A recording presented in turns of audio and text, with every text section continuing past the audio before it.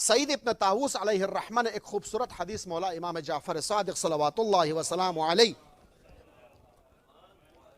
ये हदीसें बहुत कम ही सुनी जाती हैं और कम ही पढ़ी जाती हैं। मेहरबानी करके इन हदीसों को ज़हनशीन फरमाएं, ये हदीसें बहुत काम आएंगी। इक़बालुल अमाल के अंदर भी ये हदीस नकल हुई है। सईद इब्न ताऊस ने बहुत ही शद्दुमत के साथ मौला के इस हदीस को बयान किया। किसी ने पूछा इमाम सादिक से, फ़र्ज़ंद रसूल, माह रजबुल मुरज्जब में बेहतरीन ज़िक्र और बेहतरीन अमल कौन सा है जो अंजाम दिया जाना चाहिए? मौला ने फरमाया कि इस मुबारक महीने में उठते बैठते चलते फिरते सोते जागते खाते पीते जब वक्त मिले जब मौका मिले जितना पढ़ सकते हो जितना कर सकते हो सूरह तौहीद की तिलावत करो, जितना कर सकते हो सूरह तौहीद। कुल हुवल्लाहु अहद अल्लाहुस समद लम यलिद वलम यूलद वलम यकुल लहू कुफुवन अहद। यानी अल्लाह की वहदानियत का इकरार, तौहीद पर अपना ईमान कामिल और तौहीद पर अक़ीदा कामिल का इजहार इसी सूरह मुबारका की तिलावत से होती है। जितना मुमकिन हो सके आप इस सूरह की तिलावत करते रहें। इसके फ़यूज़ात और बरक़ात का आप अंदाज़ा नहीं लगा सकते हैं कि आपकी ज़िंदगी में इसकी क्या बरकतें हैं, क्या फ़यूज़ात हैं। सफ़र पर जाने वाले 11 मरतबा ये सूरह पढ़ कर निकलते हैं, वापस पलटने तक ये सूरह ख़ुद ज़ामिन है उस इंसान की हिफाजत हो सलामती के लिए। लिहाजा ये मुबारक सूरह है। देखिए, एक लम्हा फ़िक्रिया यहाँ बयान करना बहुत ज़्यादा ज़रूरी है।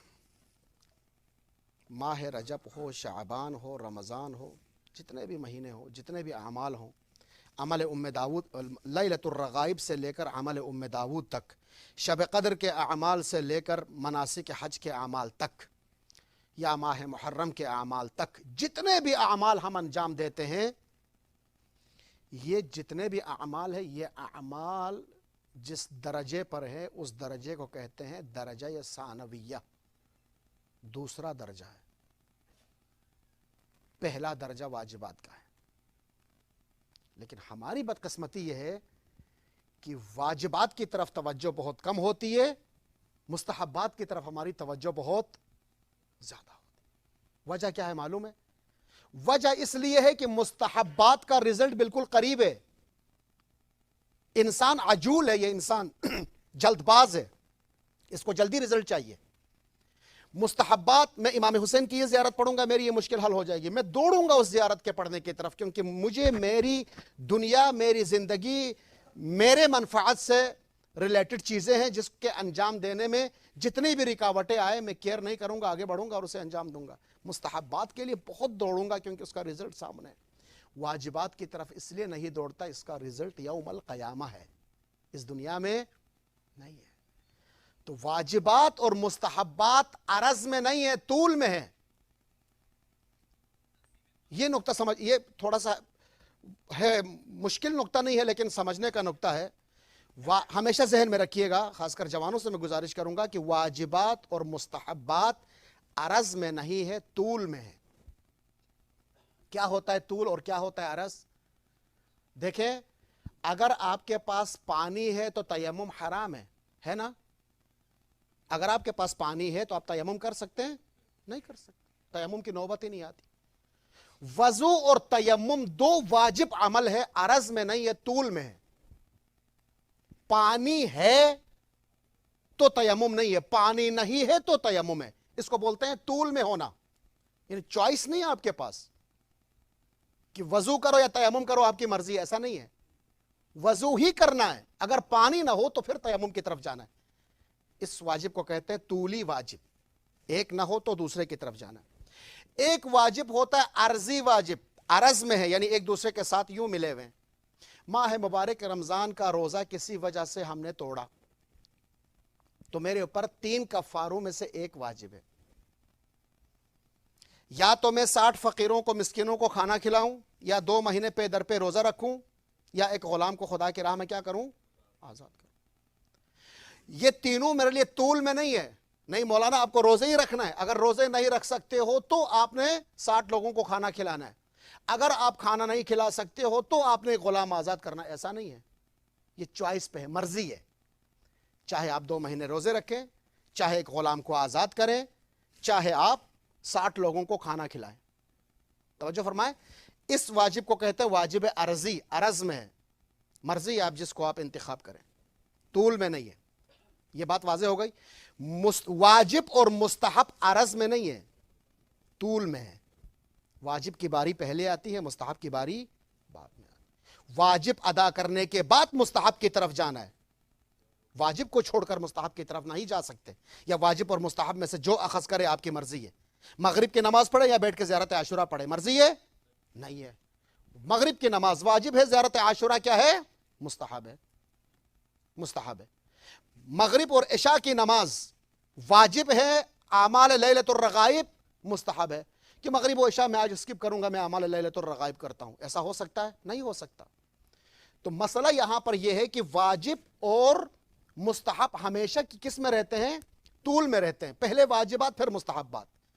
یہ سارے مستحبات جو ہم نے ابھی گنے کہ رجب میں یہ ملے گا, شعبان میں وہ ملے گا, رمضان میں وہ ملے گا, شب قدر کے یہ بڑے ثواب ہے, یہ ساری باتیں تب ہیں جب واجبات مکمل کر کے ہم اپنے قدم کو آگے بڑھاتے ہیں مستحب کی طرف. تو ہے پیچھے 50 واجبات کو چھوڑ کر مستحب کی طرف جائیں گے تو کیا یہ روزے فائدہ پہنچائیں گے؟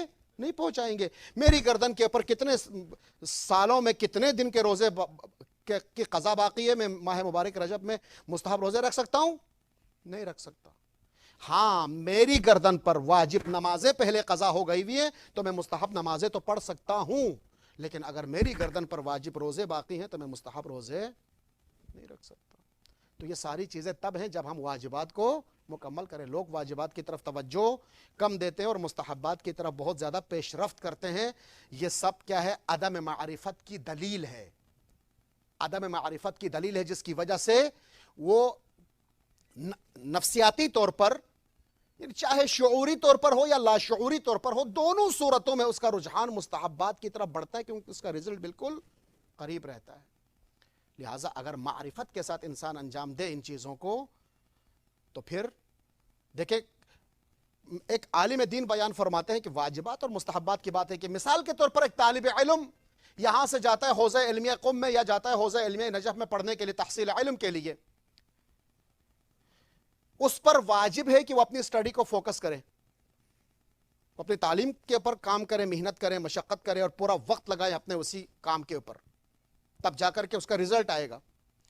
تو بہت سارے طلباء ہوتے ہیں اور علماء ہوتے ہیں جو صبح سے شام حرم مولا کائنات میں آئے ہوتے ہیں اور زیارتیں پڑھ رہے ہوتے ہیں. صبح شام ہر کوئی بھی زائر آیا اس کو لے کر آئے, زیارت پڑھوائی, دوسرا زائر آیا لے کے زیارت پڑھوائی, خود آئے فجر کی نماز پڑھ رہے, ظہر کی پڑھ رہے, مغرب کی پڑھ رہے, عشاء کی پڑھ رہے, سب جو ہے مسجد کے اندر حرم کے اندر بیٹھ کے سب کچھ کر رہے ہیں.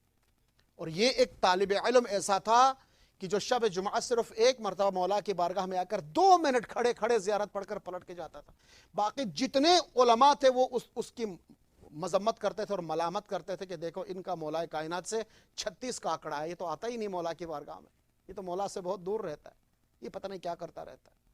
ایک دن بڑا مقابلہ ہوا, ان سے کہا کہ آئے مولا کی بارگاہ میں آپ نہیں آتے, تو انہوں نے کہا ٹھیک ہے چلے میرے ساتھ مل کر چلتے ہیں علی کی بارگاہ میں, سلام کرتے ہیں, جس کو سلام کا جواب آئے گا وہی حق ہے.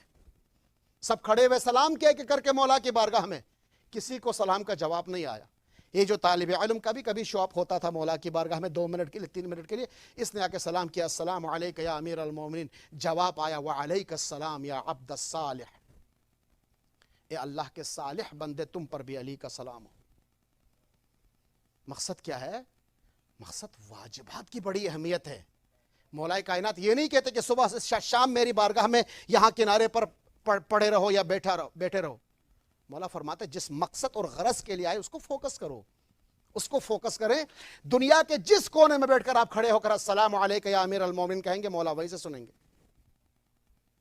عرض کرنے کا مطلب یہ ہے کہ واجبات کو بہت زیادہ, اپنی ذمہ داریوں کو بہت زیادہ توجہ دینی چاہیے بنسبت اس کے کہ مستحبات, البتہ مستحبات کی طرف بھی جانا چاہیے اگر واجبات کے اوپر ہمارا دل مطمئن ہے کہ ہم نے سارے واجبات انجام دیے ہیں انشاءاللہ. صلوات بر محمد و آل محمد.